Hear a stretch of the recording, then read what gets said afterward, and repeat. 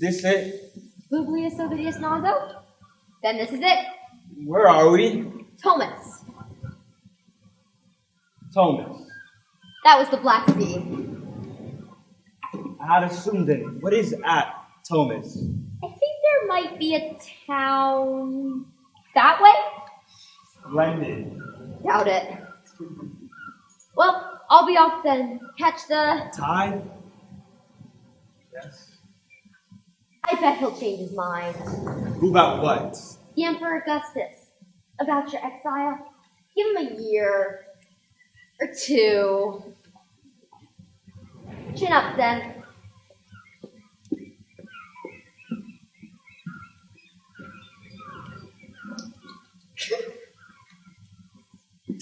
Salvete.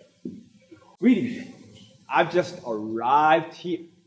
So you must be the famous Publius Ovidius Naso. Just Ovid. You speak Greek? We're not barbarians. No, of course not. How did you know who I was? Had some traveling players through here last week. Said you were on your way. That you had a spot of bother. Ah, Got it? no. Because this is the start of the rain. You might want to keep your head down for a few minutes. A few. Nobody comes out during the rain. So, do you happen to know of anywhere that I can stay? Beggars usually sleep in the temple. I wouldn't. That priest is weird. Not a beggar. At least, not quite. You could try the fishwife. She takes lodgers. Where? Up on the cliff. You can't miss it. Follow your nose. Follow your nose. Right. Guys.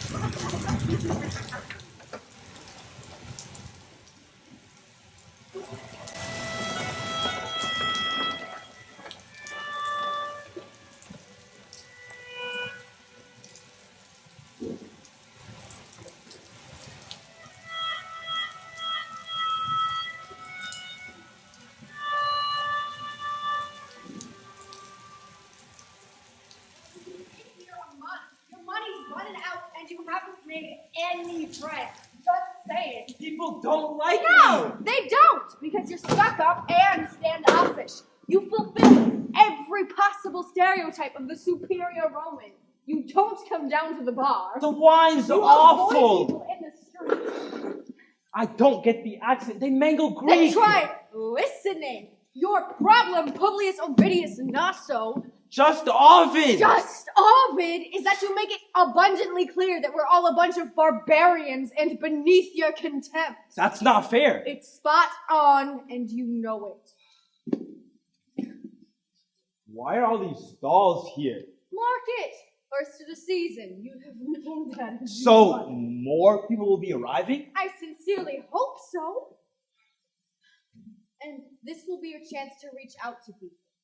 Take an interest. Ask about their families.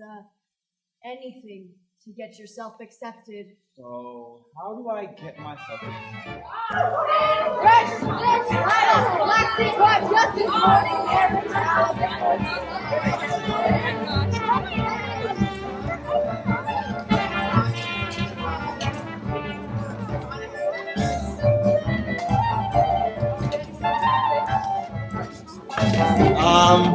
Publius Ovidius Naso, isn't it?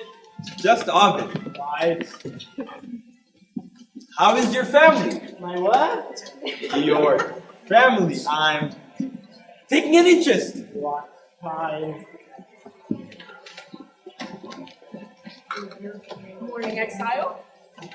Good morning. My name is Ovid. I know. How is your family? Why? What have you heard? Nothing.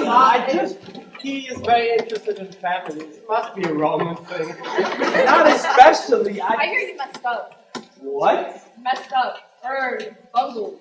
In Rome. Something you've written, they said. Augustus didn't like it. Actually, the emperor never specified why. I bet that was it, though. What was what? Why you got exiled. I bet it was that dirty book. It wasn't a dirty. Yes, it was. It's called The Art of Love, for one thing. And get this. You have a copy? Is that the dirty book? I need pictures! Look, I wrote it 8 years ago. Nobody minded then, and nobody minds it now. So why did they exile you then? Carmen et error. What?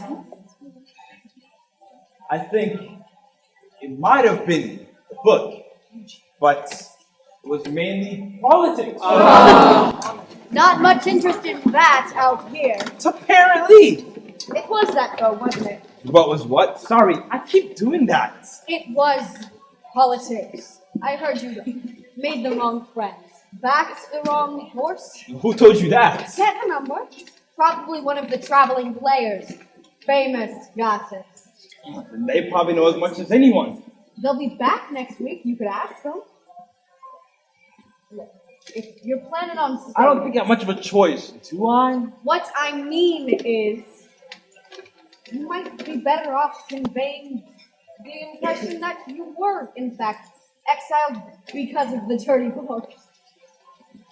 Look, It wasn't a dirty... fine book, I know. Bear with me. You would seem more fascinating to the public at large as a wrongfully exiled poet than if you were merely just another one of Augustus's political projects. So, they would prefer someone who is a martyr to censorship, you mean? Exactly. Beautifully put. See? That's why you're the writer and I'm the fishwife. It makes sense what you're saying. Of course it does. So, how to regain their interest? Well, you could act a bit more like a poet. Do you mean someone- wear a floppy hat and sigh a lot? Nice, nice. Plus, tell a few of your tales. What tales? I refuse to do anything from that dirty... From the art of love? No. That wouldn't be advisable. Then what? From the Greek myths. Your bestseller, you know the one, the transformations, the metamorphoses. How on earth do you We know? fishwives can read, you know. Yes, of course, I didn't mean... A trader had a coffee. Bartered it for 3 herring and a halibut. I've been meaning to ask. Would you be offended if I asked for your autograph? No, of course not. Why would I be It'll go offended? for more when I sell it on. That's the one to start. Arachnean... Wait a minute, what do you mean that's the one to start? Your public readings. Oh, I don't think... Because that way, you could reach out to people. Plus, get all your groceries for free. In payment, see? I am totally that. Of course you are. Leave it to me. Oh, I don't think you meant right now. Listen up, everybody! As you know, we are honored to have among us no less than the great Roman man of letters and martyr to censorship, Publius Ovidius Naso. Just Ovid. Just Ovid. Exiled by the Emperor Augustus because he wrote a dirty book. I thought you said it was politics. Politics and writing dirty books. Now, as resident poet in exile, he has agreed to entertain us while we're waiting for the actors, the real professionals. With some tales from... The dirty book! The dirty book! Maybe The dirty later. book! Maybe later. But first, the metamorphoses! Ladies and gentlemen, give it up for Publius Ovidius Naso! Just Ovid. Just Ovid! When are the traveling players coming back? Sunday. Good. Thank you.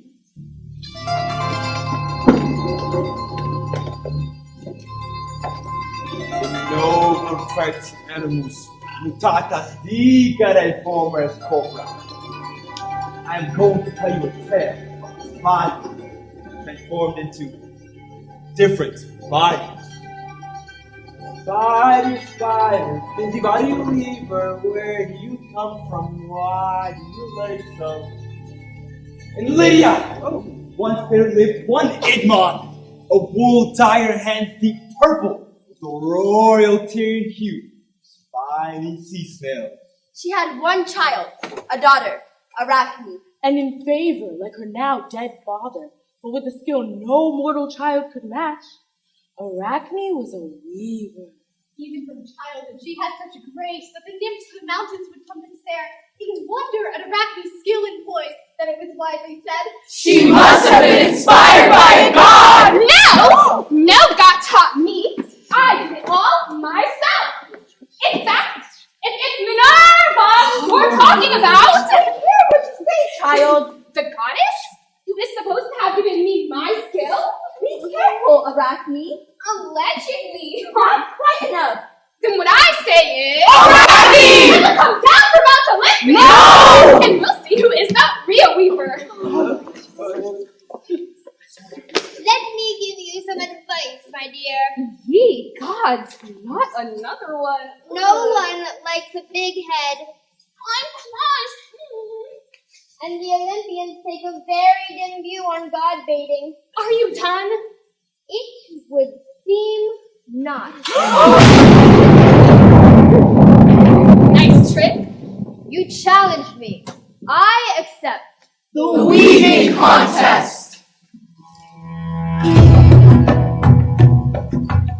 No one forgets ever. They might live 100 years. Besides, they saw that day.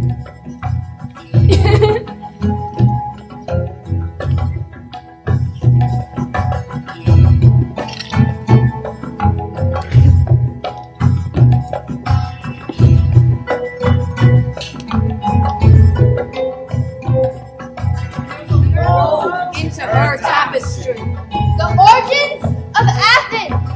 How it got its name. And then the Pantheon. The mighty 12. Herself included, lest Arachne failed to recognize with whom she strove.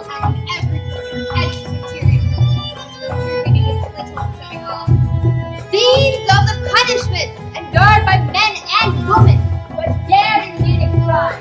Test the immortal gods. Meanwhile, Arachne wove into her tapestry.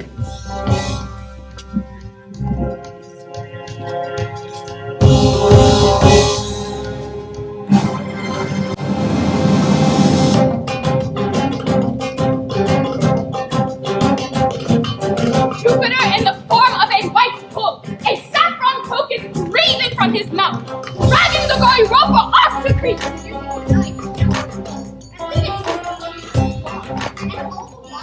Married to his sister. Proserpina, screaming child, abducted by Pluto, king of the dead. And Venus called Apollo, promising Cassandra the power of prophecy. And then cheating her so no one would believe a word she said. All hectic scenes of godlike treachery, rapine violence, and bestial lust.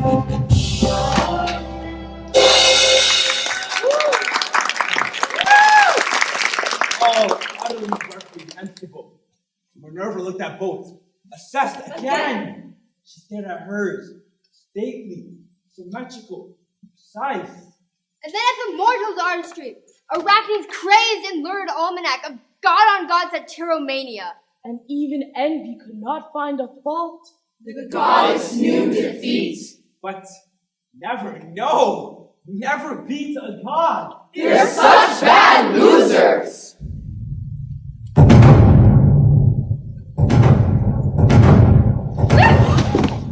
No mortal who would stand to god of the atonement. Fashioning herself off her loom, Arachne made her hang herself. But this was not the god's intent. Oh no, you wicked girl, did you really think I'd let you off so easily? Now I knew I was better. Her hair skeleton, long, with the legs were like spindling to the side. Her body, heavy, close to the back. The noose, silken thread. There, she hangs. And has done since Arachne's impudence. Weaving her perfect webs for catching flies.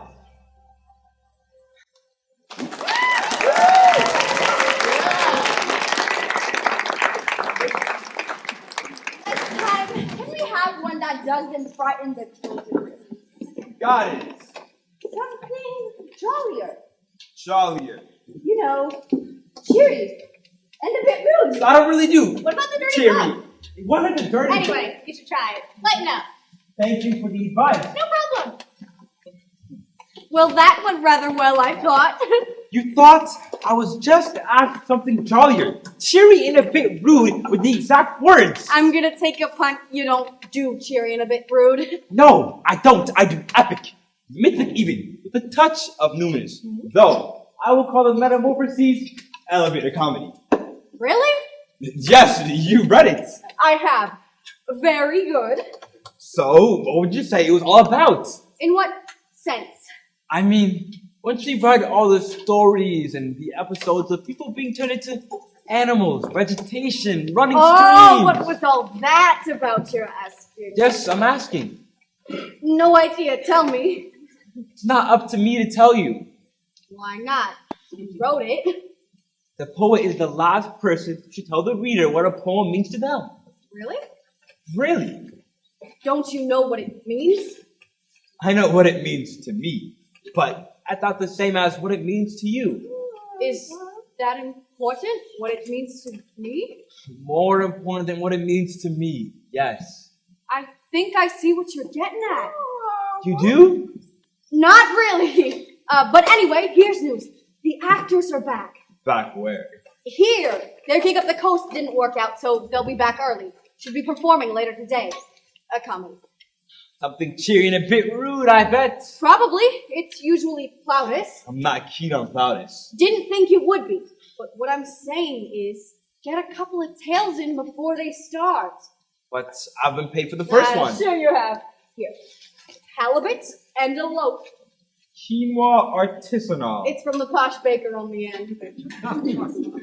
If you want wine to go with it, I'd start now. I'll grill the fish while you're working. Ladies and gentlemen, following his triumphant debut at the Thomas Weekend Farmers Market, 10 till 4, no dogs, Publius that is to say, just Ovid will now give you... Tale of Bacchus and Silenus, featuring the foolishness of King Midas. It is said that one time Bacchus, great god of wine, the great and delicious delicacy of every kind, was feasting in his classic Bacchusine way.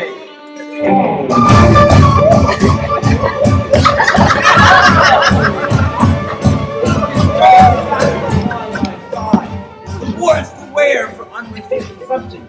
He woke to find one absent from the throng. Silenus? All beloved feeder of his rights. Silenus? Now, burdened with senility and wine, now no doubt had wandered off. He was trotting around Mount Comus slopes, or really, by the banks of drowsy Pactolus. Silenus! For what ensued, the high points and the lows, but to the rest, in unaugmented prose. Silenus! He's gone off again. Off where? Oh, you know, off. Find him! Do we have to? It's really hot. He could be anywhere. He's an old man! He's not safe out on his own! Silenus! Silenus! Silenus! Silenus! Silenus! Silenus! My dear old fellow! Where have you been? I'm not altogether sure. I remember waking up and meeting a team. Never mind. That's not important. What matters is that you're back. And you. Good sir, how could I ever repay you? No problemo! No. I exist, and I am a god. Ask of me anything you want. Anything. Though I should warn you that, being mortal, you are likely to say something stupid. Something stupid. Right! No. You're misunderstanding. I'm not suggesting that you should wish for something stupid. Right!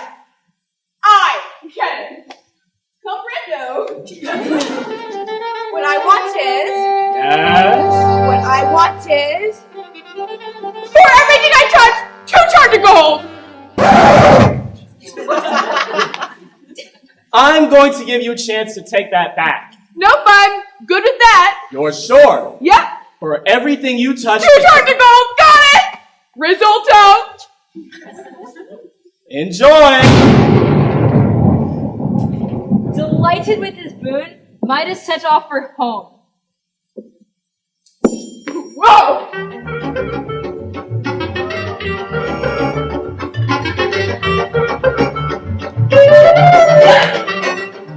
Excitement had made him hungry, and he paused to get a sweet, red, green apple from a wayside orchard. You know the rest. Whoa! You see that Okay. Seems that unbridled materialism, if taken to its logical conclusion, isn't all it's cracked up to be. Beginning to think again? Don't say it. You warned me. You're not a bad guy, Midas, and I will always be thankful to you for returning Old Silenus. So, here's what I will do for you. I will lift the curse, and you will cleanse yourself from the source of the Sardian streams, and you will return as you once formerly were. You do that for me. No problemo.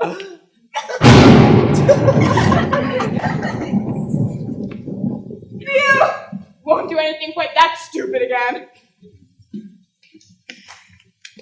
The Tale of the Foolish King Midas, Part 2. The ass is here.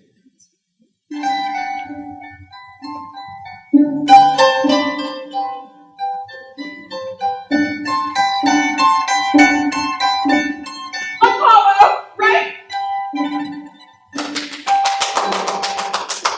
Very nice. Very nice? Is that all you can say? You have just been honored as no mortal is ever honored, to revel in the strains of the great Apollo, the god of music, the arts, and the humanities in a general sense. And all you can say is very nice? Oh, never mind. Yo, Apollo! Good day, Pan. 3 gods in one day! Neato! Who's this man? A mortal. Didn't catch the name. Midas, King of Lydia. Hi. Peace. Now get this, Midas, King of Lydia. Awesome!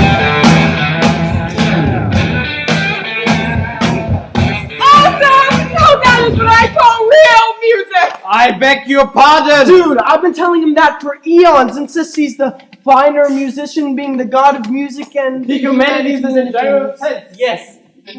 But what did you say? Midas, was it? Midas, King of Lydia.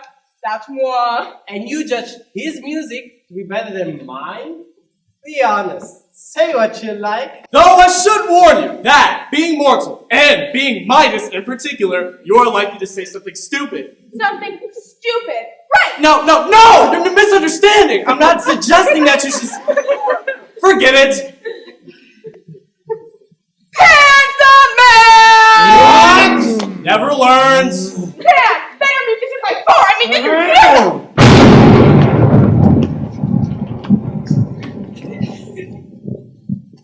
So Pan had a pair of ass's ears.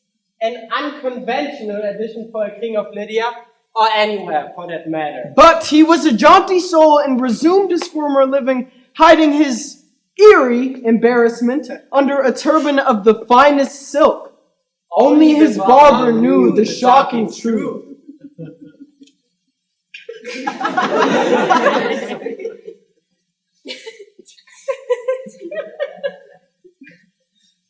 OMG. Midas has ass's ears? I have to tell someone. No, I can't. I'm not going to silence. Oh, but I just can't keep it to myself. No, I have to keep it to myself. I'll just tell my brother. No, but he'll tell his mates at the gym, and then where will we be? Mussels, oysters, whole halibut. Whole halibut. That's it. Whole halibut. I'll tell King Midas' secret to a hole. And so, she ran down to the nearest stream where the wind dusting up out of the mud and dug a hole. Once it was deep enough, she made sure that her secret was not overheard, and whispered a dread secret to the mire. Shoveling back up the coop when she was done. God, that's a relief. Now no one will ever know. But murder will out, and so will donkey appendages, but the fate will have it so.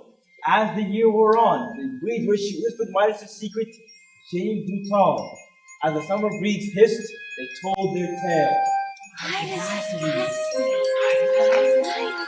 Oh no!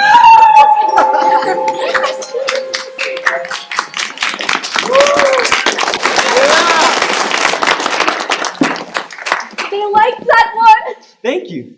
You see, the more you put yourself out there, the less people will view you as A touch aloof. Arrogant, antisocial, and misanthropic. Yes, Thank you for your directness. you're more than welcome.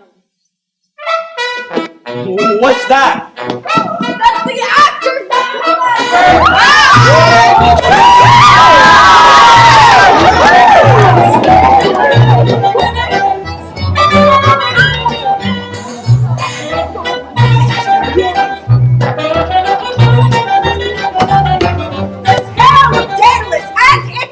Wait, that's one of mine! Oh, but not exclusively. Quintus Hilarius Crispus, call me Quintus, and you are Publius Ovidius Naso. It's an honor.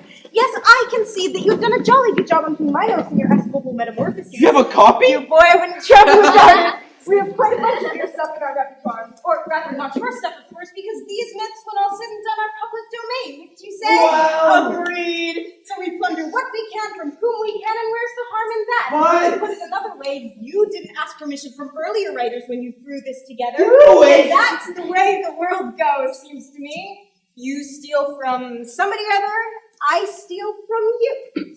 Steal from the finest, I say. So, here we go. Enjoy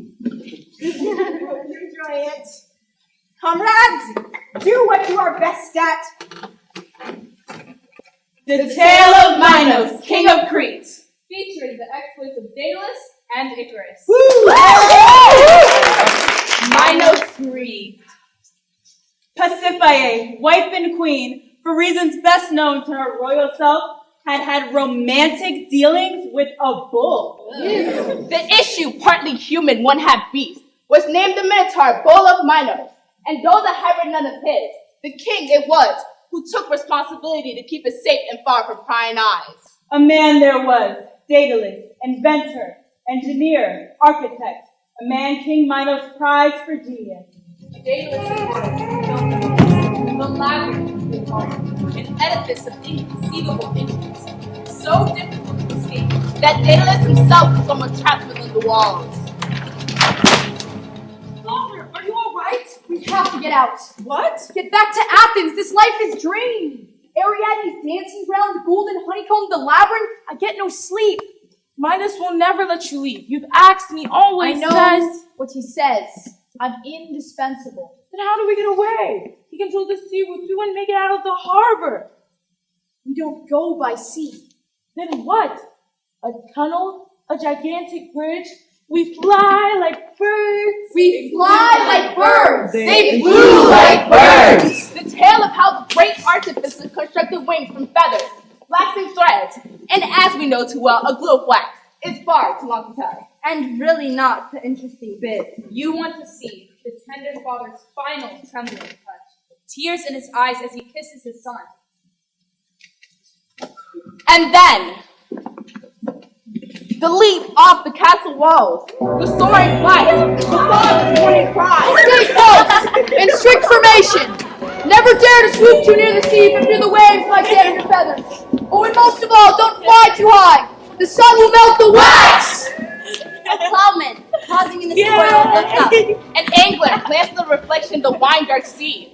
Then his eyes, he squinted. A goat herd, musing on the peak cliffs, caught you a glint of brightness in the sky. They thought it was a god, but it was just a boy, Icarus, dazzled by the dash and buzz of flight, of light and azure sky, and a white sun, burning, blinding, blazing, melting the precious wax, gyrating him into a helix, down and down into the eponymic Icarian sea. If not a god, then what? Humanity, flawed, bursting with hubris, overreaching. Back to the goat side. The fish, the oxen. Life goes on.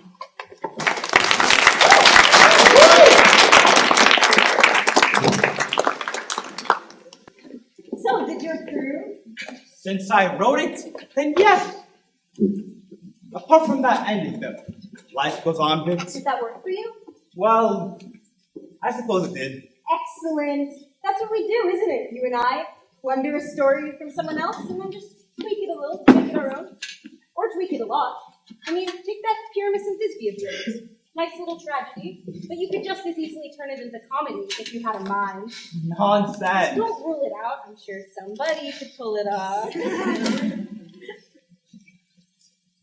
You seem a tad depressed, if I may say so.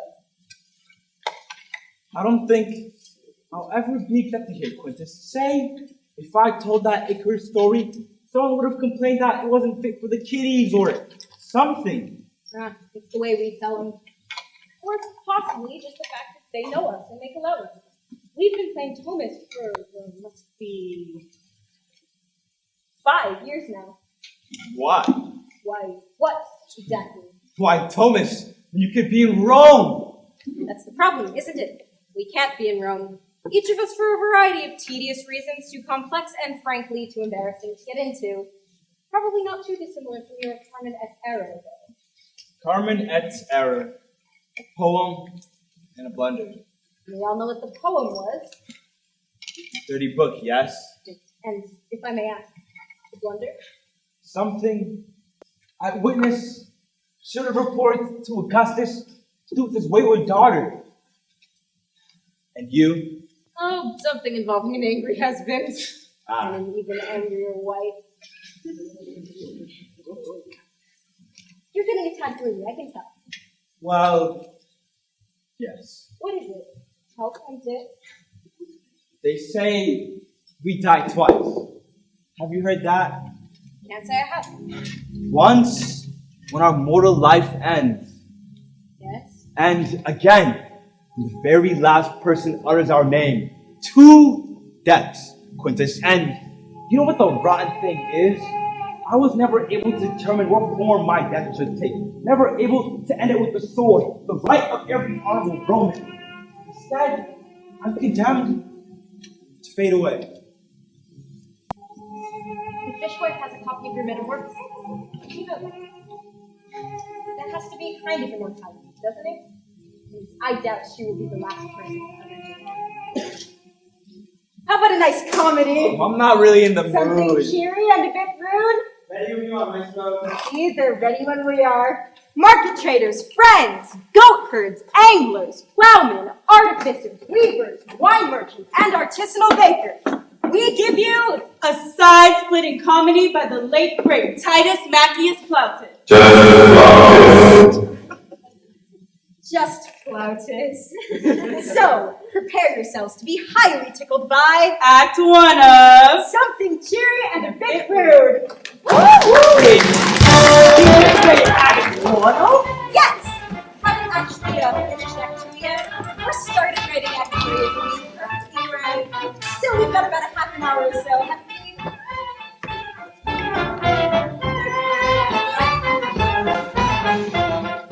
The prologue. 4 households, each alike in dignity. An epidemic where we may our Scambo! 4 households, each Scambo! 4 Scambo!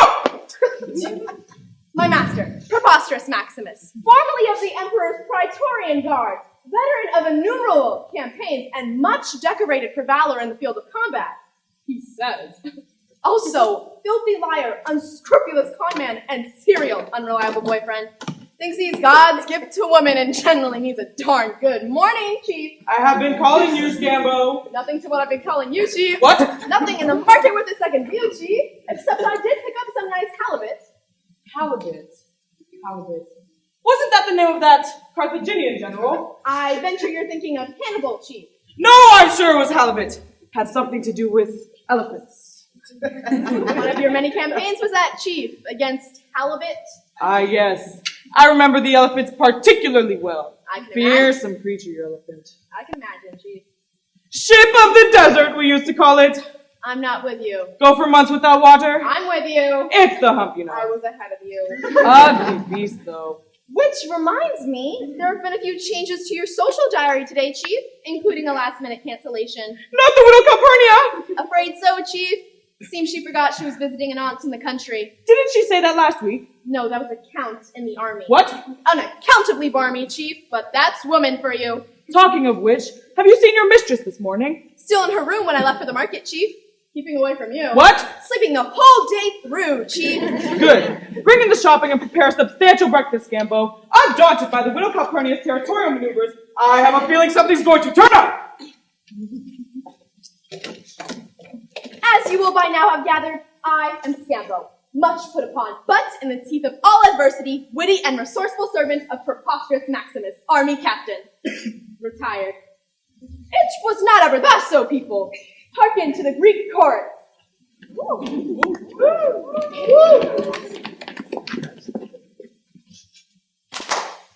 Oh, ye who listen to this tale of woe! Can you believe that not so long ago this man was Scambo, the Athenian Boulevardier? Scambo, the chic bohemian about town. The toast of the Acropolitan demi-monde. And only last year, Freeman and private secretary to one Vacuous, the young style and extremely aristocratic. And therefore correspondingly dim.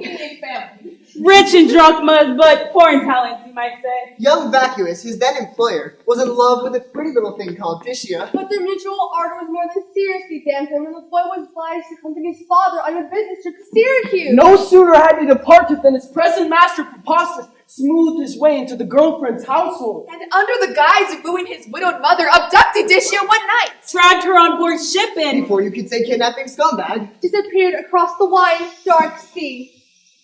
Scambo got wind of this and caught the first available boat to Syracuse to break the dreadful news to his boss, Vacuous. But oh, cruel fates! He was captured by pirates. Arr! Brought here.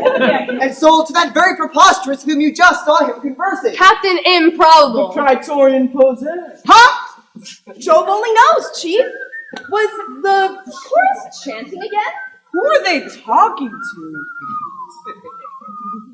The thing is, By stroke of coincidence so outrageous that we have difficulty crediting it ourselves. Scambo finds on his arrival that his new master's mistress is none other than that same Dicia. His former employer's young lady. Recently abducted from Athens. And now cruelly penned up by Preposterus Maximus. Are you following all this?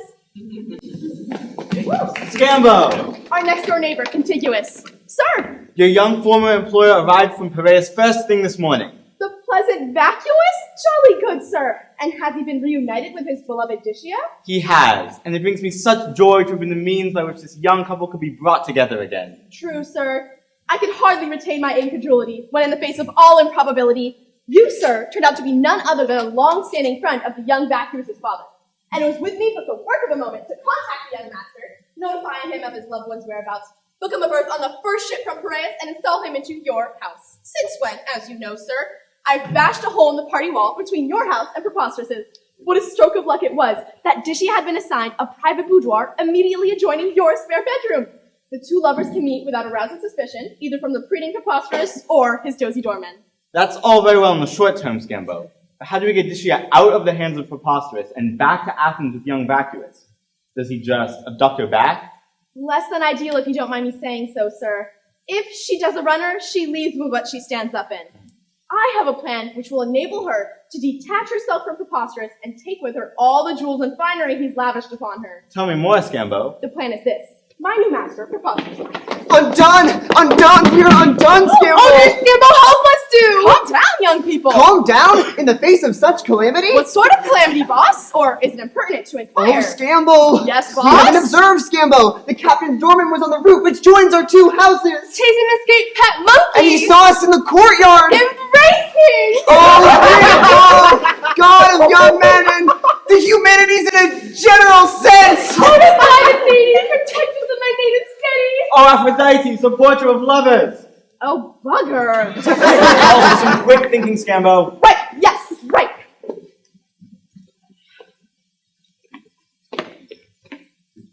Nothing? Nothing. Wait, let me think. Oh, for a muse of fire that would ascend the brightest heaven of invention! You're not helping you now. Okay. The doorman saw someone he thought was Dicia embracing an unknown man in the neighbor's courtyard, right? Right? We have to make him believe he saw someone else. Brilliant. First class, Scambo. Well done. But who exactly? Who what? Who do we make the doorman believe he saw in my courtyard? Why, none other than... Yes? Dicia's twin sister. Right. This is your plan. Yes? This is what we do. Mistress, you must go back through the hole in the wall and be ensconced in your boudoir by the time Preposterus goes to check. He's probably knocking on your bedroom door already. Let him in and claim you have been in there all morning. Right. Wait, there's more. When you get the word, come back through the hole in the wall and emerge from Contiguous' house as your twin sister, Adenia. Got it. I'm here. Now you, young erstwhile employer, must get down to the harbor and come back dressed as a sailor. A sailor? Yes. Preposterous has never seen you before. It will therefore be a simple matter for you to assume the persona of the ship's captain who brought Tishia's sister across the sea. And you can throw in her aged mother for good measure. Absolutely. This disguise will aid your escape from Tishia when the time is right. For sure. Off you go then. To the harbor. Purchase your mariner's accessories. Go and buy a sailor suit, old chap. Oh, super! What next? Next, we count upon some convincing ad-libbing from Tishia. My guess is that Preposterous will still harbor a few suspicions and go to check. When that happens, Not a word, chaps. About what, Dennis? Just popping over too. Oh, I see. No, of course not. Where are you going, Jonas? Down to the harbor, dear. I have some baggage I need to pick up. As I thought. Was this something I said? I'd say, what do you two think of this frog? Value your advice is meant about town. frankly, Of course. well, it's a nice little off-the-shoulder moment. A positive explosion of exotic fabrics subtly taken in at the waist to reveal every alluring curve with, unless I'm mistaken, just a hint of a bustle. Though, if I'm to be hypercritical with your eyes, I'd personally have recommended green. It's not for me. It's for her. Ultra Vampia. A gift. I've stolen it from my wife's wardrobe. Once I give it to her, she gives me lunch and all the extra. Now, be a good chap and knock on her door for me, will you? Expensive dresses, Scambo. The only way to a woman's heart in my experience. You should try it sometime. I think you're confusing me with someone who could give a frock. Hello, boys! I have a present for you, darling. Darling, it's beautiful. Though, had you consulted me with your eyes, I'd have recommended Mo. It's for you. For me? For you. For goodness sake. Where did you get it? Oh, just a little place I know. It's off the rack. Listen, darling, why don't you go inside and change into it while I go down to the market for some wine? I'm feeling special today. Well, don't be long. Talented women. And a talent which we could well turn to our advantage, sir. If you'll excuse me, I'd like to go and have a chat with that maid. Do you mean... Exactly. Time for me to go off and check my script while you stand here and ad-lib Wait, for a bit. no. Quintus, terribly sorry. Slight pitch. Quintus! Did you call? Yes, I darn well did, as far as the script goes. Oh, can you give me 15 minutes or so? What? Bathroom break? What do we do with them? Ladies and gentlemen, there comes a tide in the affairs of men. No, probably not. Oh, music! Lights! Intermission!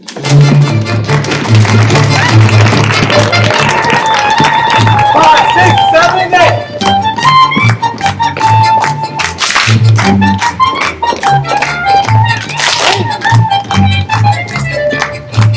Hey! Hey! Hey! Hey!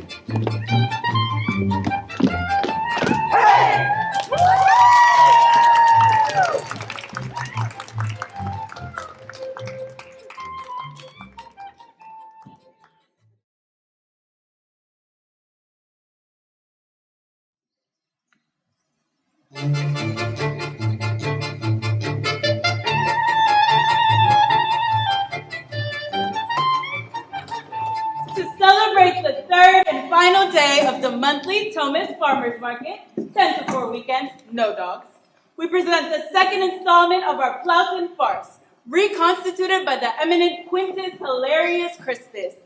Something cheery and a bit rude. Act 2, in 5 minutes. Have you been at that all day? And you're still not finished? Not exactly. What does not exactly mean? Exactly. It's complicated. You see, we weren't expecting to be performing again quite so soon. So I was wondering, would you mind terribly throwing in one of your Greek myths while I do a bit more scribbling? Nothing too protracted, just something to fill 5 minutes or so. Something to fill Which one? Oh, perhaps something to match our theme. Your theme. What would that be exactly? Oh, I don't know. Deception, duplication, abduction, self-delusion, subjugation, observation, conversation, invention, implication, insinuation, imitation, something cheery and a bit rude. The usual stuff of comedy. Could I borrow those two? Excellent notion. It'll keep their minds and hands off each other. Darling, you're wanted. Theater lovers all, who with, Just Ovid presents. The tale of Echo and Narcissus. Juno wasn't sent. I am sent. I got none of my goddess. It's immortal. If it's not immortal, it's a nymph. And he has no shame. To get his way, I've known him to change himself into a bull, a swan, a pigeon, an ant, for goodness sakes, a shower of gold, or in my case, a cuckoo. How in Hades did I fall for a cuckoo? I've had enough. The next bit of skirt I catch him with, I'm gonna ring. Yes? Who are you? Mercury, messenger, one of his sons. Oh, right. Well, You asked me to know. Yes. The next bit of skirt. Nymph, ruler, a minor goddess. Nymph. Right. Several, in fact. No sense in moderation either. Must be off then. Time, I think, to make an example of someone. So Juno, have a nest into a cloud, descended into her true Olympian style, and sought great Jupiter, her errant mate. Husband and brother, as we've said before. Disporting with the crew, or bevy, if you prefer the word, of Oreads, nymphs of the mountainside, And all divine. Yes? Maxman should know. Where? Here. Why? Information received. When? Now. Hades. Must be off then. Suddenly called away, darlings. Something's come up. Aww. Right. Where is he? I know he was here. I'll deal with you all in a minute. Great Juno, I just love that tiara. What? Or is it a coronet? What are you blathering about? The emeralds go really well with your eyes. They're green. Your eyes? The emeralds. But a kind of brownish, bluish. Oh, clever. Well, you've been creating a diversion. They've all slipped away. So you like talking, do you? Playing for time? Sorry? You will be. Will be. From now on, Now on. language will be a bouncing check. Oh, if you prefer. Echo. Echo. Echo. The other half of this enduring myth, Narcissus was a very pretty boy, and he knew it. Gods! I'm gorgeous. So give a frosty time to any girls or boys who tried their luck. I'm sorry, but I'm not really. When Echo saw him, wretched tongue-tied girl, she lost her heart and lacked the simple power of speech to voice her passion. So she hid. Ah. Is anyone here? Here. Why run away? Run away. I suppose you want a photo. Oh, so. All right, come here and take me. Take me. Appalled, revolted, nauseated, sick with loathing, fearing that she'd disarray his coiffure, Narcissus threw her from him. Hear me, madam. Take your paws off from me. Ew. Ew. Echo. Too frightful. This had to be avenged. And who more apt than Nemesis, god of retribution. Fashioning a chill cerulean pool, the god ensnared Narcissus self-absorbed to gaze in. This was the boy's undoing. By Aphrodite, but you're beautiful. I simply have to have you. Her Narcissus, farewell. Farewell. Stunned by his reflection in the mirror, Narcissus groped to embrace it, but in vain, and drooped. Still in the fatal iron grip of toxic self-love and disdainfulness. Next day, turned to looking for the boy. But not a trace was to be found, alas. And on the day where once he had sat, Now grew a flower, some called it daffodil, 6 white cloud petals compassing the sun.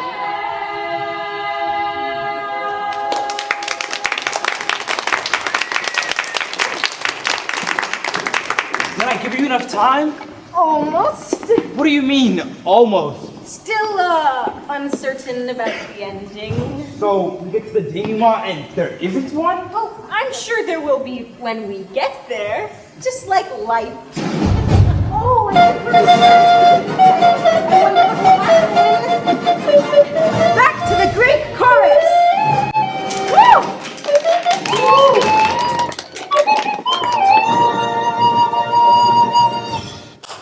Oh, In the last episode of this mournful tragedy, comedy, mournful comedy, Preposterous has abducted Dishy and brought her here to Epidemnus.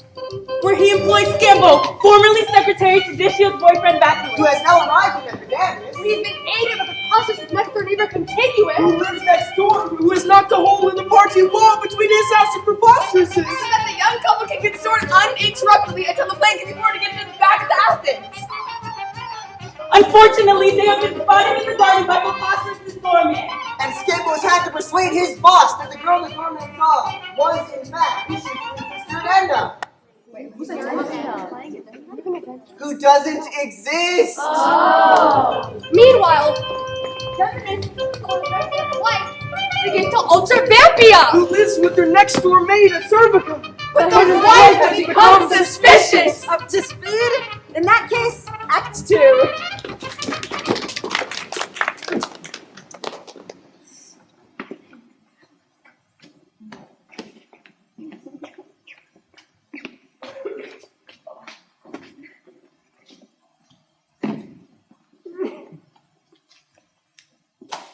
You can put the luggage down for a few moments, Bilious.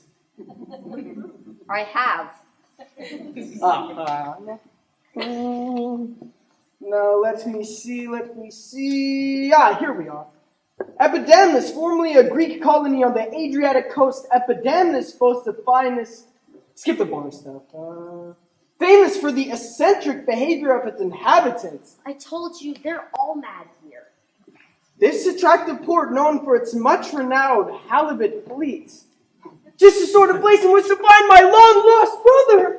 You've said that every day for the past 6 years in every port in the Mediterranean. And we are now extremely short of money. I shall not stop looking until I am down to my last denarius. And not even then. Please yourself. Yes, I will please myself. In case it has escaped your notice, Bilious, let me remind you that you are the servant in this outfit, and I am the master, Geminus, named after my poor lost brother. That's another stupid thing. Your father loses one twin called Geminus, and then goes and renames the other twin Geminus. How dare you insult the memory of my father! Well, with his memory, that was the problem. He could never remember you were called facsimile. It's not as if the two of you look anything alike. This is classical theater, Bilious. So as long as we go by the same name and sport a vaguely similar headband, we are striking, I might say incredibly, indistinguishable. Which prompts me to observe that you are more than occasionally over-reliant on willing suspension of disbelief. I sometimes think you get above yourself, Bilious. I blame all this on democracy and satirical comedy. Darling! You were quick. Was I? Still Hasteland's lover's wings. Doesn't it just? Lunch is ready when you want it, Geminus, darling. Really? Wait, how does she know my other name? It's the way they work. It's her job. What are you talking about? Plus, your name's on the luggage. Ah, I suppose you're right. Anyways, there's no point in turning down a free meal. I'll go in while you arrange somewhere for us to stay, and while you're at it, see if you can pick us up something cheap and tawdry. Thought you just did that. As a gift for the hostess? And be back here by sunset. Enjoy the halibut. And don't spend anything!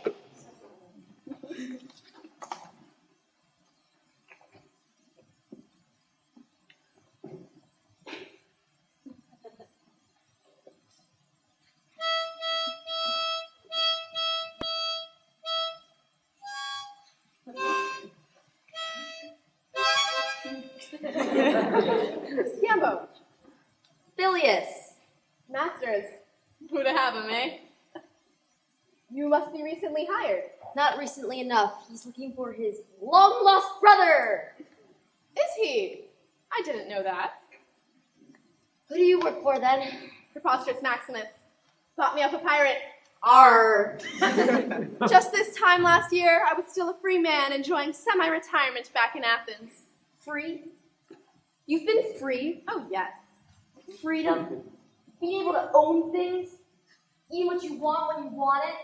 Having a proper name? And your own towel? What does freedom mean to you, Scambo? Power. Yes. Scambo! Back to work then, friend. Yes, in a way. There's something fishy going on here, and it isn't the halibut. My doorman claims to have seen Dishia embracing someone in the neighboring courtyard. She swears she never left her boudoir. There is no way she could have gotten from this house to that house unseen. Apply the military mind to this preposterous. Look for some link, some connection. That's it! Of course, she was disguised as the monkey! That's ridiculous. She could have never gotten out to rent the costume. Then she claims to have had a dream in which her twin sister Adenda and her twin sister's lover had come here to Epidamnus and were staying with my neighbor Contiguous. This is the first I've heard of a twin sister. Besides, that's the kind of thing that only happens in cheap comedies. Good morning. I'm looking for a sailor. I'd advise you to control such urges, madam, and stick to embroidery.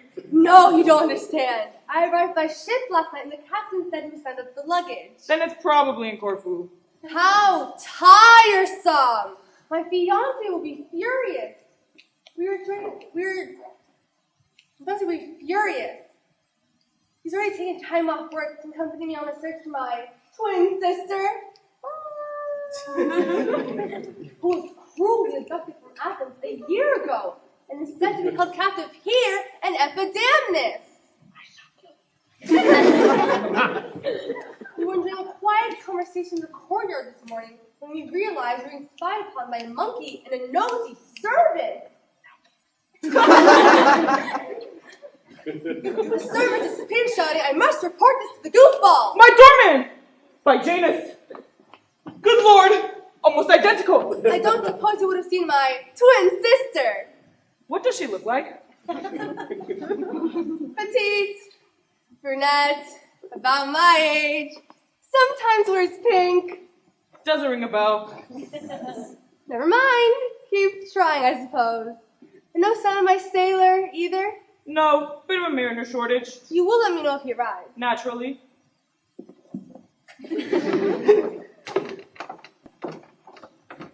Amazing similarity! Thinner than Dishia, obviously. And maybe 3 or 4 inches shorter. But she could well be the twin. Oh, but I don't like the sound of this bad-tempered fiancé. I could be in hot water. Did she say goofball? Oh, my poor mistress! Ruined! How could she fall so helplessly in love with a man who will never requite her passion? He will scorn her. I know. She will say to him, "Preposterous! I love you. Take me. I am yours forever." And he will laugh in her face, saying, "Madam, I know you are reputed the most beautiful woman in all of Epidamnus, with eyes like fire, lips like cherries, and the body of a goddess. And you may have untold wealth bequeathed to you from the olive groves by your late husband, and a substantial bit of gilt as real estate on the Illyrian coast. But you will have to join the queue with all the other rich and seductive widows who are enthralled by my military exploits and after getting their hands on my trophies. Her case is hopeless. I shall return to this house where my mistress is currently staying with her old friend Ultravampia and try to dissuade her from such folly." Scambo! Just the person I wanted to see, Chief. Who's in there? In there, Chief? Yes, you dolt! Just the proprietor, Ultravampia, Chief, having lunch with your neighbor Geminus and her maid, the surly one. No one else? No. Oh, apart from two other women I've never seen before. Describe them, Scambo. Well, the maid bears an uncanny resemblance to Ultravampia's maid Cervica. I'm not interested in the maid. What's the other one like? Oh, medium height, a bit overdressed for my taste. Eyes like fire, lips like cherries, body of a goddess. It's the same one! And she said if you want to marry her, she's free after lunch. Marry her? A bit sudden, isn't it? Yes, but you know what these rich widows are like, Chief. If I were you, I'd tie the knot now before you have time to go off each other. And as you know, your neighbor contiguous is a city magistrate who can marry the pair of you in a jiffy. Yes. Yes, that's jolly convenient. But what would I do with this year? The poor girl's crazy about me. She'll have to be bought off, Chief. With money? Think of it as an investment. I suppose you're right. I'll let her keep all the jewels I've given her. All her clothing. All her clothing. And 1,000 drachmas for the boat. Boat? What boat? There's one down at the harbor. Of course, the boat her twin sister arrived in. Twin sister, Chief. Too complicated for you to understand, Scambo. I'm not in your league, Chief. I'll pack her up with her twin sister. I said it's in here any minute. I'll squirt with him. He'll want a financial softener. A what? A bribe. And so will the ship's captain. Oh, all right. It'll be worth it to get her off my hands. Gotta go in and break the bad news, Chief. Be gentle with her. How can I be sure I'm doing the right thing, Scambo? Think of the assets, Chief. The assets. Yes. You did say eyes like fire. Nice lunch, Geminis. How do they all know my other name? Oh, Geminis, darling. This dress is a smidgen too tight. There's a little woman at the market who can alter it. She knows my size. Do you mind, darling? Not at all, darling. Oh, Geminis. Another one. Just having a chat with your wife. My wife? I've got some awkward news, I'm afraid. She's found out about the dress. I tried my best to mollify her, but sadly the only course is to return it. I suppose you could sneak it into the laundry basket and pretend it's been there the whole time. She's in a furious temper. I haven't the remotest idea what you're talking about. The dress, Geminis. Dress? What dress? This dress. This dress? I'm taking this dress to the little woman! Another one? Bilius was right! They are all mad! Wait.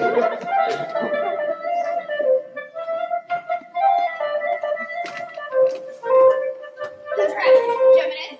And if you think dress, what dress? I shall kill you. I borrowed it. You borrowed it. Yes.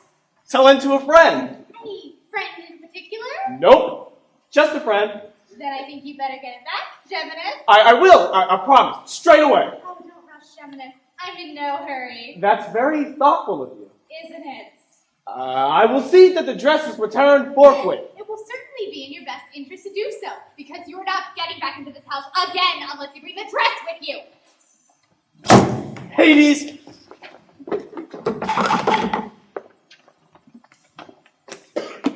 Look, this is urgent. Is your mistress home? Yeah, but she's upstairs getting changed. We're going out. Going out? I'm expected for lunch. You've just had lunch. What? I'll tell her you're back. He's back! Darling, you're back. What did she say about the dress? So you heard. Heard who? Heard her say she wants it back? Who wants what back? My wife? The dress? Look, I'll get you another one. Any style you like. Only I must have it back. You've already got it, Geminis. What are you talking about? Got it? I haven't got it. I gave it to you before going to market. No, darling. I gave it to you before going to market. You went to market? No, you did. With the dress. Why would I go to markets with the dress? To get it altered. But I liked it as was. Geminis, I'm fairly pressed for time. So let me say just this. Bring the dress back and I'll be pleased to see you. Come back without the dress and have to go. No, wait! Dishia, I have to speak to you. It seems that I am locked out of my own house. So Dishia has to pretend to be her twin sister. You will have to be strong, Dishia. And I'm guessing I'm locked out of Ultravampia's house as well. Did he say sailor? In many ways, it will be harder for me than for you. What is going on here? Even the dreaded dressmaker knows my name. I need a drink! 2 minutes, everybody! So, So, what do you think of it so far? Oh, is there more? We haven't had our three yet. You are not enjoying it.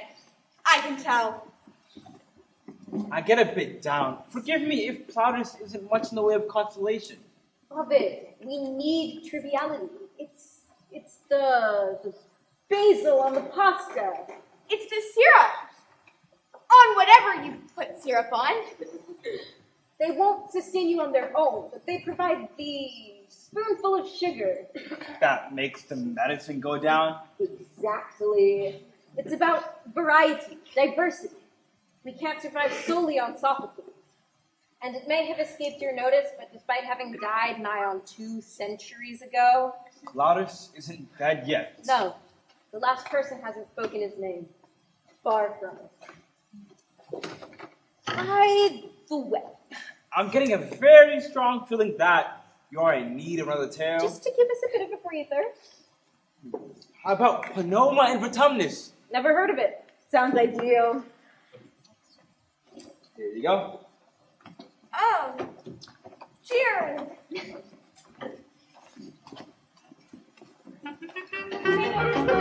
Got it. Right. Awfully grateful.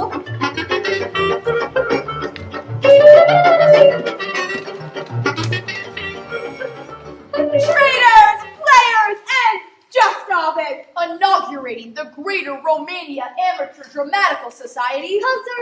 Coastal Region presents The Tale of Pomona and Vertumnus. Pomona was a pretty orchard nymph. We don't have a Pomona. What? Oh, I think we do. Septima. What? Pomona? What? Just do it. I am on my contractually obligated tea break. Pomona? Was a pretty orchard nymph. The union's gonna hear about this. She enters. Whose job? All minor gods and goddesses had responsibilities back then. Was care of orchards, gardens, and the like. She fetchingly mimes pruning a branch. Fruitful abundance was her thing. With such attractions, it will come as no surprise to hear that keen admirers trek from far and wide to offer her their hand. Pomona stayed aloof. She stays aloof. Content to prune her laden boughs, Gather her harvest ripe. And ply with loving assiduity her many horticultural pursuits. one swain there was who took a different tack. Vertumnus, god of the changing seasons. Had often watched Pomona as she worked, admiring every soft, alluring curve. And unlike mortal lures, had a trick. For he could change himself at will into whatever shape would serve his devious turn. Striving to achieve where others failed, Vertumnus metamorphosized himself successively as a bronzed reaper, scythe in hand, a wheat sheaf under his arm, A miller shouldering a sack of grain. A soldier speared with helmet on his head. And then a fisherman bearing his rod over his shoulder. And a jaunty ankle. Another day, a ladder in his hand, he said he'd come to help pick apples. And scampered to and fro across the grass, gathering the ripe fruit as they tumbled. But all to no avail. Desperation, however, can be a kindly mistress. And whispered a suggestion in his ear. For thus it was. Vertumnus threw his last roll of the dice and sought Pomona as an aged crone. Oh, come on! Toothless, bent. Praising her garden and its verdant bowers. Not failing to admire the nymph herself. sometimes in ways not suited to a crone. Vertumnus won her confidence. And asked her if some beau had caught her eye. But in a manner calculated to avoid suspicion, always deceiving. Solicitous, attentive, and also just a bit irritating. Not unlike a fussing auntie, embarrassingly pestering you to know when you intend to marry, who you're dating. Then, one day, thinking the time might be right, we took bull by horns and dare to suggest. She might do worse than cast her eye towards Vertumnus! A wholesome, handsome youth. Witty, charming, great personality, own villa, 2-horse garage. No! She cried! She had enough of millers bearing grain, reapers with wheat cheese, fishermen holding rods at jaunty angles. And not to mention incompetent dratted apple pickers. This was too much! The god had had enough! All right, that's it. Casting aside his crone's costumery, turning himself once more into the real Vertumnus version 1, he rounded on her. And was on point of telling her exactly what he thought about small-time market gardeners when... Pow! Her mother was in love. The god had had no need for shady metamorphoses. He never had. She loved him for himself. And so they lived in perfect harmony. The cyclic season. And the orchard. Act 3, everyone! That was rather well done, I thought. It was delightful. For amateurs. So, about that whole seriousness, lack of triviality thing, give it a chance, eh? On with Act 3! Oh, and if you have any ideas about the denouement...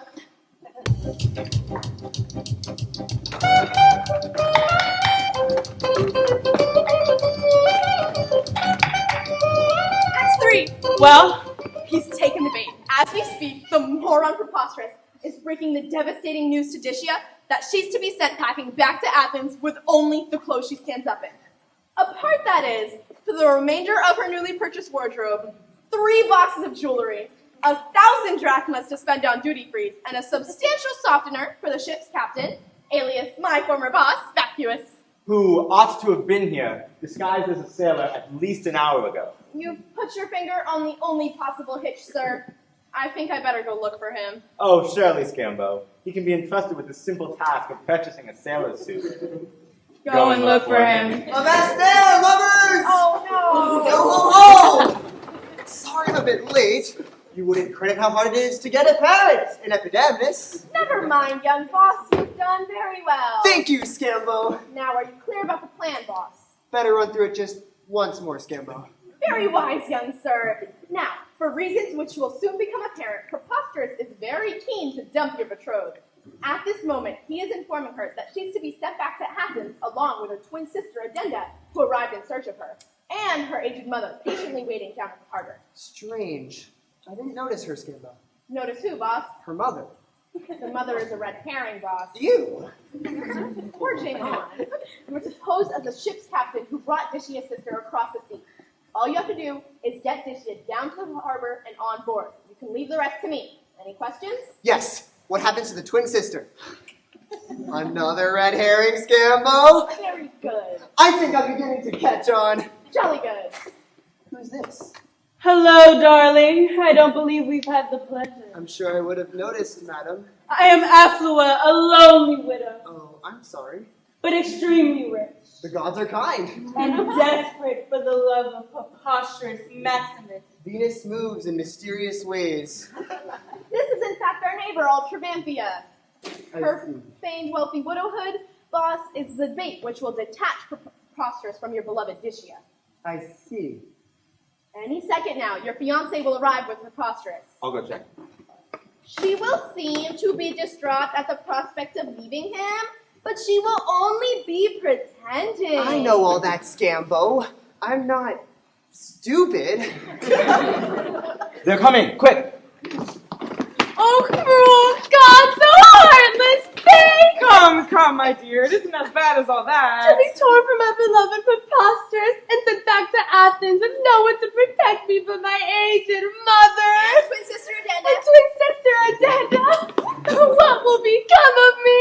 It will be terribly hard for you, my dear, I am aware of that. But better to have loved and lost, as they say. Oh, Preposterous. Words do not exist to describe my emotions than leaving you. I'm sure they don't. Bear up, my lady. At least you have a handsome sea captain to navigate you and your aged mother. And twin sister Addenda. And twin sister Addenda back to Athens. Ah, yes. Best be going, my dear. Wouldn't want to miss the tide. I see your ship's captain is ready to set sail.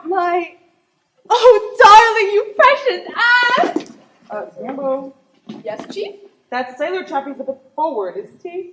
I don't get your drift, Chief. All this hugging business, Sambo. I mean, it's hardly... Oh, that, Chief. It's an Athenian custom. Really? What happens next? He's supposed to give her a symbolic drachma. You wouldn't happen to have one on your person by any chance? No, I damn well wouldn't. She'll have to give him one when they get on board. I'll be sure to remind her.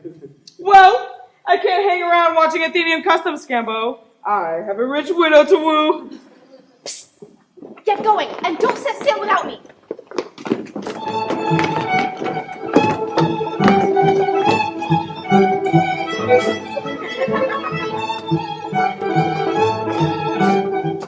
Oh, blessed Aphrodite, goddess of lovers and steamy liaisons generally.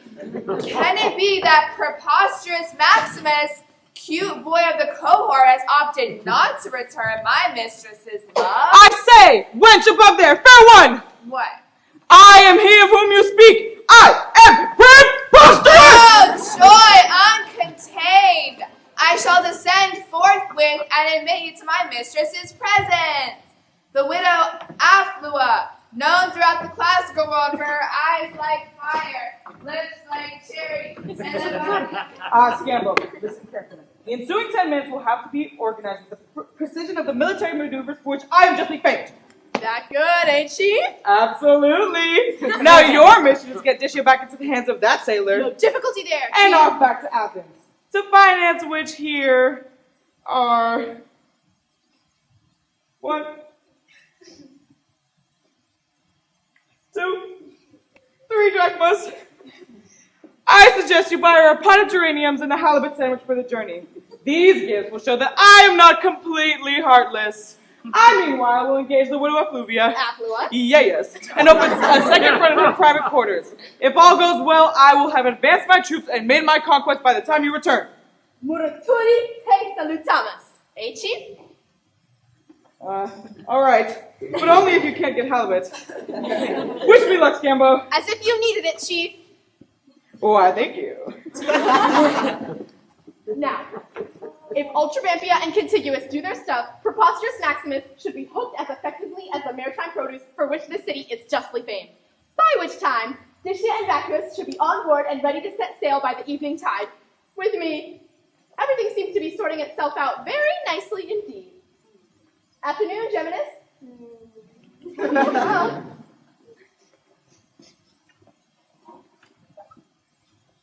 what a prize idiot I was to let Phileas out of my sight!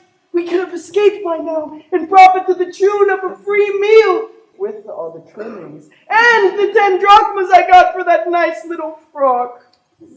Instead, I find myself stuck in this madhouse, addressed as a drinking companion and generally run ragged by Artemis. Here we go again. And has he brought the dress back? Is everyone giving dresses away in this place? And does he expect me to overlook his little escapade? I suppose it might be easier to just go quietly insane. Let him back into the happy marital home as though nothing had happened? It's worth a try. No, indeed. Punishment is in order, and I may not be able to summon the Furies, but I can damn well try! The only option. Are you listening to me, Geminus? Attending your every utterance, madam. There's no need to adopt that tone, Geminus. I've decided that there can be only one reason for your irrational behavior and repeated denial of the most blatant symptoms. You are plainly bonkers. 4 times the cold! Precisely. Take heed of the foul fiend! Excellent advice. Pillicock, pillicock. As you say. So I'll just hop along and find an amenable quack, and he can cart you off to the happy home for a nice long rest. How does that sound? The Prince of Darkness is a gentleman. Splendidly put. See you soon. Mad as a bag of snakes.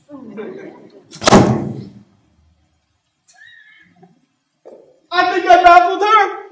Whoever she was. Right. I've had enough of this place. Bilious! Time for a soliloquy. Oh, what a wag and pleasant slave am I! Back so soon.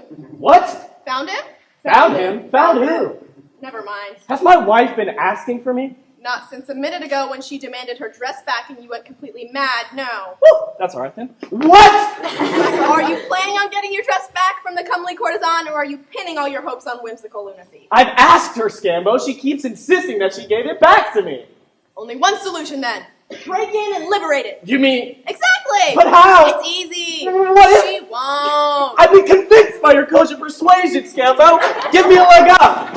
Oh, where should I be looking, Scambo? The bedroom wardrobe would be a good place to start. Ah, yes. And if not there, you could always look in obvious places like your man's right shoulder. Geminis! Right. Have both of my room at the Prancing Halibut. 3 stars, no pets. What are you gawping at? Where did you get that dress? Market. I was told to pick up something tawdry for the hostess. It cost me 12 drachmas, but apparently it's just imported from Milan. It's no good, Scambo! Geminis! Geminis! Geminis! What we need here is a good old-fashioned deus ex machina. Some god who comes out of nowhere and sorts everything out. Or, failing that, a distraction. Ladies and gentlemen, I give you runners-up in the All-Asia Minor Halibut Dancing Championships, brackets, over 40 division, close brackets, the Epidamis and Halibut District Fishers Formation Dance Team. 5, 6, 5, 6, 7, 8.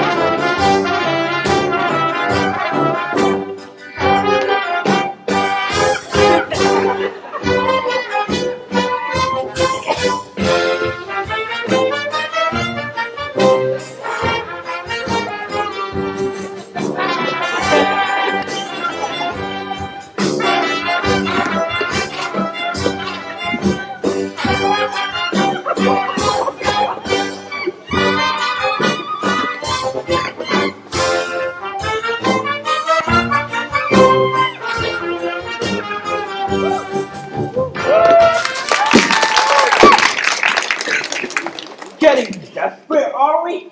Halibut dancers? Might this help?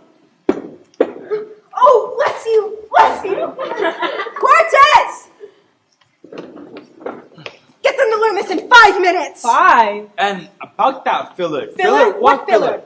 I thought you might be in need while the actors are learning their lines. The tale of Philemon and Baucis. Thank you for stepping in, just Ovid. It's appreciated. Do you feel accepted at last? Jupiter and his son Mercury of the winged shoes. Do you mind? We're chatting over this and that, as gods at once, when neither ravishing mortals regard their household pets, Or fly on the forest! or flowering gold. When one remarked, the father or the son. You know, we ought to get about more. About where? You know, about. You're telling me, the messenger of the gods, we ought to get about more? But that's always God to God, isn't it? You don't see very much of mortals, ordinary people. Ordinary people. Dad, you're the king of the gods. You're not running for re-election. Even so. The plan, therefore, was to descend to earth disguised. And see what hospitality the genial mortals might provide. As if. So we're just going to knock on doors? That's the general idea. And seek some medicine? Precisely. When did that ever work out? Yes? Ah, good sir. Who is it? Salesman. Tell him we don't need any! You heard. Aren't you going to play me for coffee or something? Don't be ridiculous.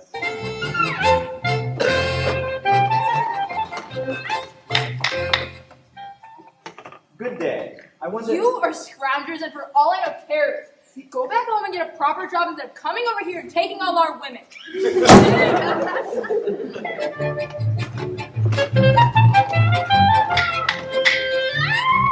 I know this is a long shot, but A long shot? I'll say it's a long shot. You people come into our country. For one, you're probably illegal. 2, you don't make any effort to learn Latin. 3, I bet you're not paying taxes. 4, you lower wages for decent Romans. 5, you sponge up our social security. 6, you are total...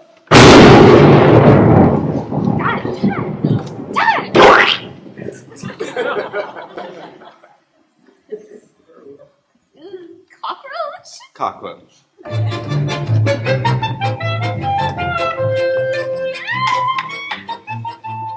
Good evening. I wonder if you... Yes, of course, come in.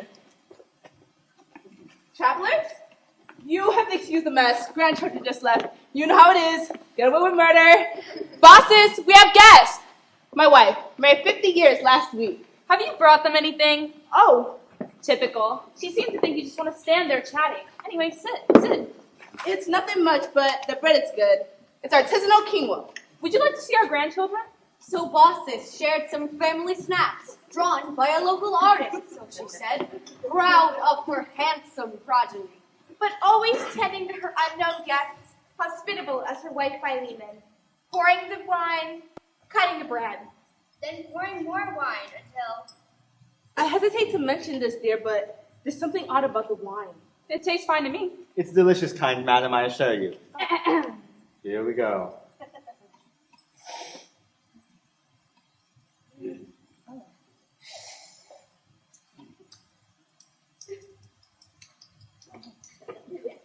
Imported Falernian, unless I'm mistaken. No, not that. Not Falernian? No, it's the jug. It keeps refilling itself. Now, there's only ever one reason why a jug of wine, whatever vintage, Should automatically refill itself.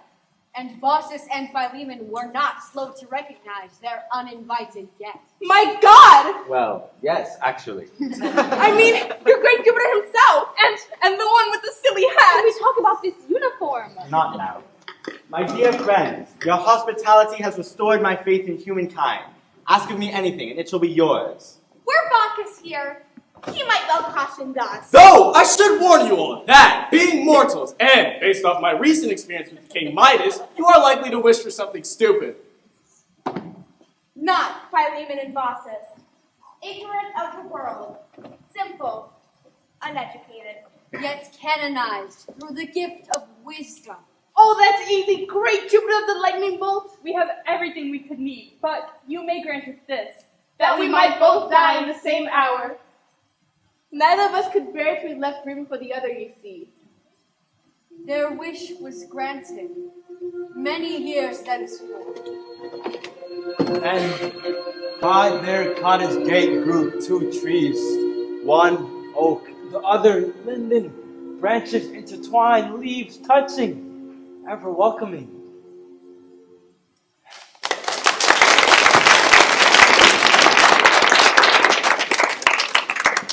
That was really quite moving. A solitary reminder that despite all evidence to the contrary, the gods aren't always cruel and arbitrary. No. They usually are, though, wouldn't you say? That's why we do comedy, I think. A light-hearted reminder that occasionally we can outwit a malign, capricious fate. Talking of which, you never did give me the details of that error that got you exiled. No, I didn't. In Rome, I think, Quintus, I got to love the fame too much. The celebrity of being Ovid, the scandalous poet of love. And Augustus didn't approve? No, he didn't. I was punished, I think, not for what I had done, but for the kind of person he thought I was. Sounds plausible. Augustus makes a big deal of being a family values man. Can't cope with underminers of the moral fabric. But that's the poet's job, isn't it? To question norms, to get people to look at the world in a different way. The actors, too. Better get on with it then. What? Oh, right! Ready, actors? Ready! Then, positions!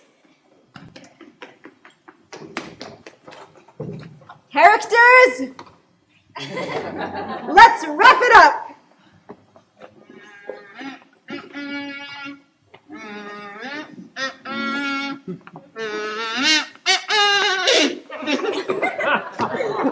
Friends, epidemics, countrymen, lend me a few drachmas and the Red Bull's on me. One moment, preposterous Maximus.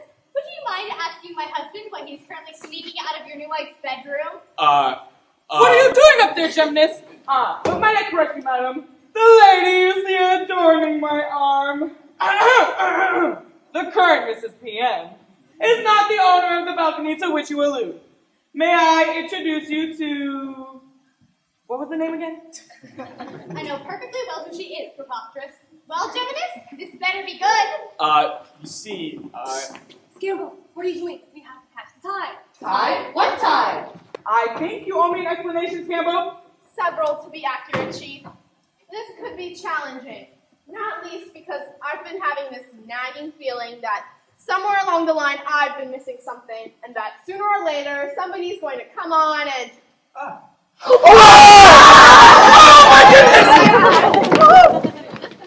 Amazing! Now this is what a real set of twins looks like, Dishia. Not just vaguely similar like you and your sister.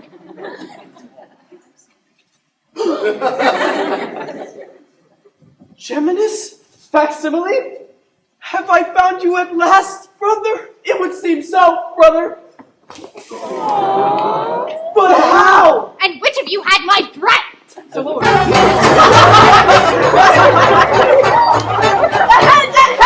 People, allow me. It's all quite simple, really.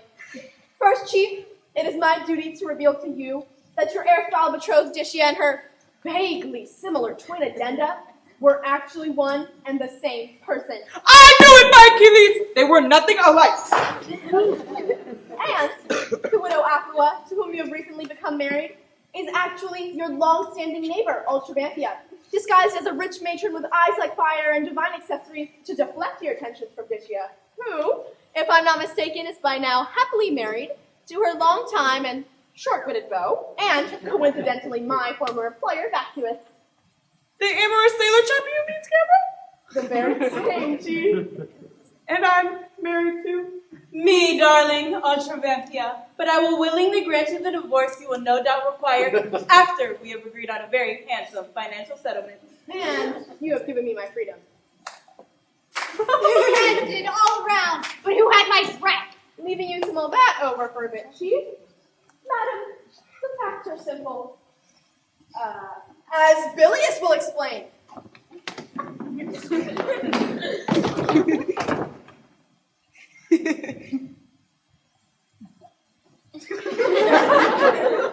The dress was stolen by a gang of international female frock thieves. As my master Facsimile will testify. Absolutely. And it is time for me to reveal that I am not Bilius the Lyconic, harmonica playing valet, and man of all trade, but private investigator, Various Guises.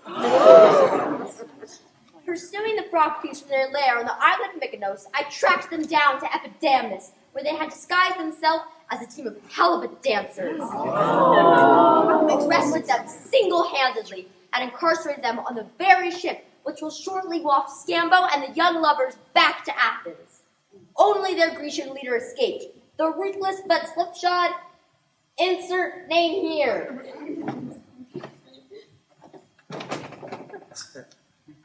The ruthless but slipshod, loose Macarkes. Her I trailed to this very town square and was just in time to observe her climbing into that window. I ran to apprehend her at the back door, deputing the fearless Geminis to climb up onto the balcony and block her rear exit. Realizing that all was lost, the desperate Macarkes threw off her disguise and fled into the night. For which service, Bilius, i.e. getting my brother off the hook, I can confirm before these good people that you are now a free man. Oh, boss! Oh, Geminis, my hero! Sweet! Shall we go back to the ship and check on the frock thieves, Vacuous? Oh, right. Actually, I don't remember seeing any. Various guises, eh? I like a little bit of dressing up myself. She has pleased me continuous. I don't have to sell my house. And come live next door with me, Preposterous. With all these flock thieves running around, the boy needs a manly protector. What a splendid wheeze! You know, I think this will be the beginning of a beautiful friendship. Well, back to work, I suppose.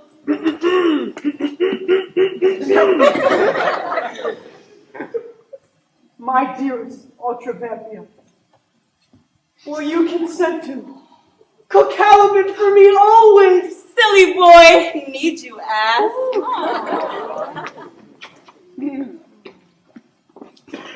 The epilogue.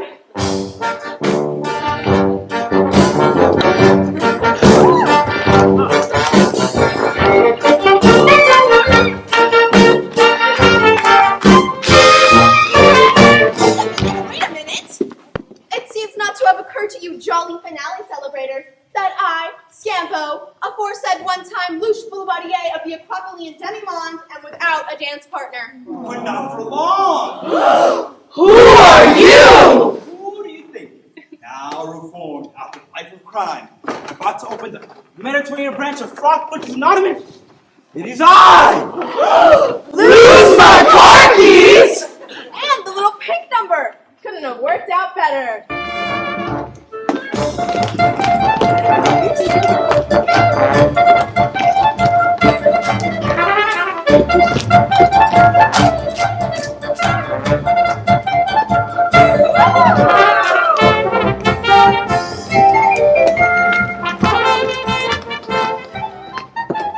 Publius Ovidius Naso lived by the shores of the Black Sea for a decade in Tomis.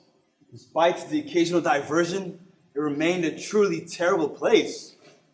He continued to write letter after letter to the Emperor Augustus, and then, after Augustus's death, to his successor, Tiberius. But he was never called back to Rome. Carmen et error. A poem and a blunder. He was never going back.